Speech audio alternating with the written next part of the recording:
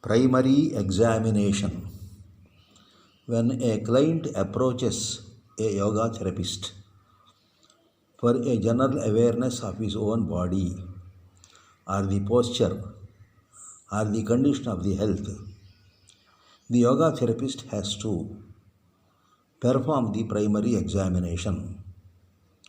The purpose of the primary examination is to delineate the ordinary and extraordinary aspects of the function of the organs of the body and mind. The primary examination will be aiming at the proper usage of all the limbs, whether they are properly used or not. That inquiry must be made. In the same way, the mind status must also be observed. And for that, three important aspects are very much required. One is age, the second one is profession, the third one are habits. As far as the age is concerned, it will be providing a chronological ventilation of the functioning frequency of different organs of the body. The age will be decisive in order to make an individual experienced of and cognizant of the observation, analysis, understanding and interpretation. And that is why age will be playing a very vital role. Many changes will be coming on the basis of the age, and that is why one has to understand the age of the client.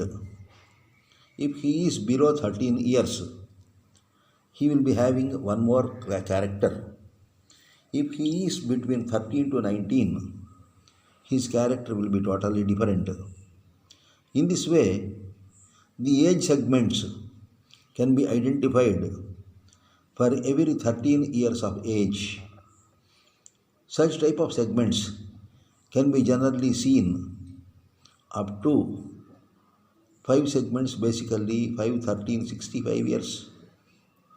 And total changes can be seen in all these 5 segments of age.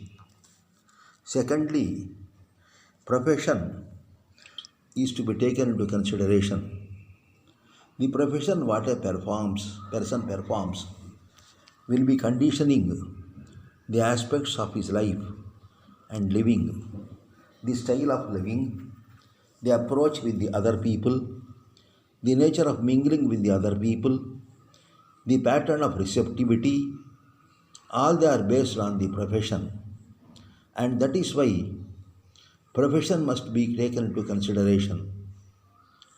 It is the medium to condition the activity, aptitude and receptivity of an individual. Then habits. Habits play a very vital role. They bridge the real life and the psychic life, and that is why habits play a very vital role, which can be normal, which can be social, which can be individually identified, which can be hidden, or which cannot be revealed. In this way, different types of habits will be treating the mindset, and they bridge the interrelationship between the mind and the body. And that is why age, profession and habits play a vital role in the requirements of the primary inquiry. Then, coming to the day-to-day way of life, one must identify the 5 deeds of food, work, thought, sex and rest. The therapist must inquire the pattern of food intake, the nature of urination, the nature of excretion, any pleasure or pressure in the work, the nature of thought, the ambiguity or clarity in the thought, the commitment to sexual activity, the time he spends on the rest. All these things must be properly identified by the yoga therapist. They will be providing an index in order to presume and assess the consumption of the biomagnetic stock force within the body, because the food, work, thought, sex, and rest require the consumption of the biomagnetism. As a result, on that basis, one can presume the metabolic efficiency and the immunity level of the body. Particularly in the case of the women, he must also understand about the aspects like menstrual cycle, pregnancy, number of deliveries, post delivery condition, prenatal condition during the period of pregnancy. All these things must be inquired because they provide a general picture of that particular female person. Then, coming to the body in general, first he must identify the mobility of the limbs. Each limb must be properly stretched, folded, bended, twisted.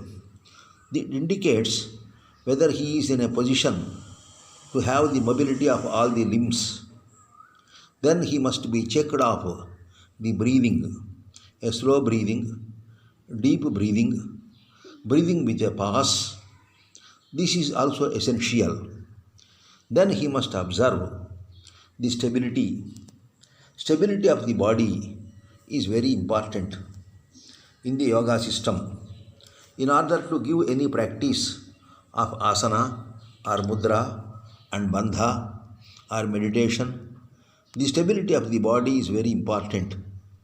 And that is why the primary investigation includes the verification of the body in the sitting posture, standing posture, bending posture, and lying posture, prone and supine also.